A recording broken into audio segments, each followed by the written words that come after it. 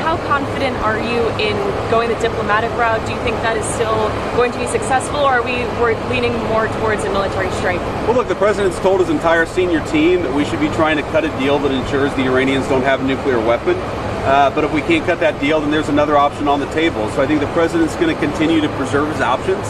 He's going to have a lot of options because we have the most powerful military in the world.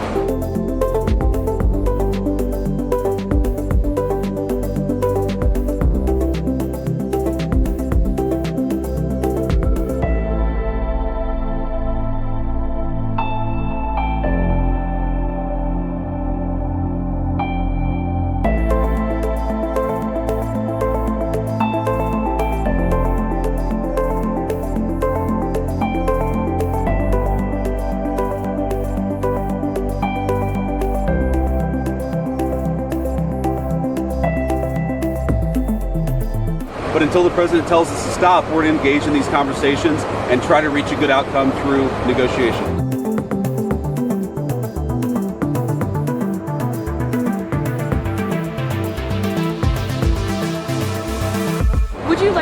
Would you like to see regime change in Iran? And what would, if the regime falls, what comes next?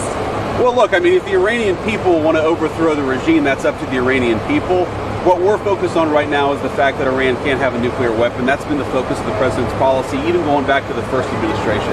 I'll take one more question.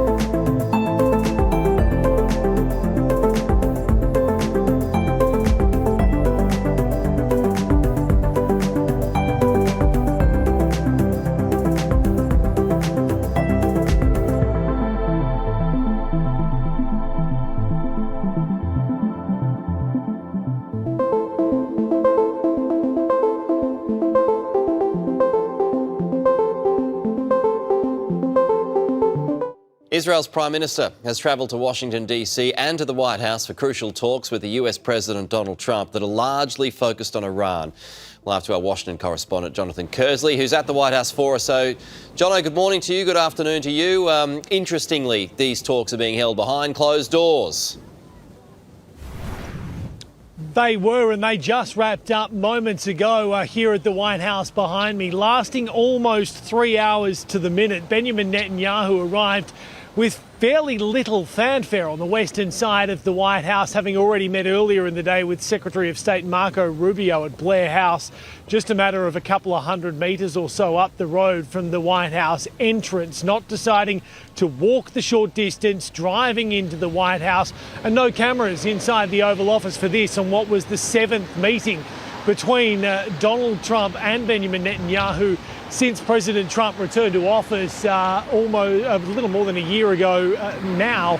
So much of these talks are heavily focused on Iran, given the scenes that we have seen inside that country against the regime, the protests, the deaths mounting, and also long-standing concerns from Israel about Iran's not only nuclear capabilities, but ballistic missile capabilities as well. Donald Trump has said that he is wanting to talk to Iran. He is wanting to have them at the table, but he says essentially, and has said in the past, that if they cannot strike a deal, then he will do something he has described as very tough. Now, from the Israeli side of things today, well, they don't seem to think that the United States and Israel can form any sort of agreement. So President Trump is a little more optimistic. He posted to Truth Social after this meeting ended, describing it as a tremendous meeting, insisting he wanted to see the negotiations continue and that he would keep Benjamin Netanyahu posted.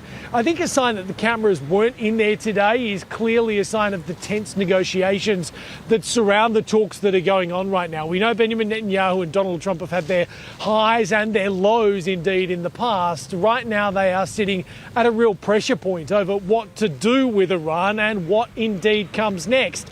These talks crucial. Now it's over to see whether or not the United States and Iran can strike a deal, or whether Donald Trump is going to have to follow through on his words, Peter. Yeah, OK, we'll be watching that closely as we always do. John, I appreciate that.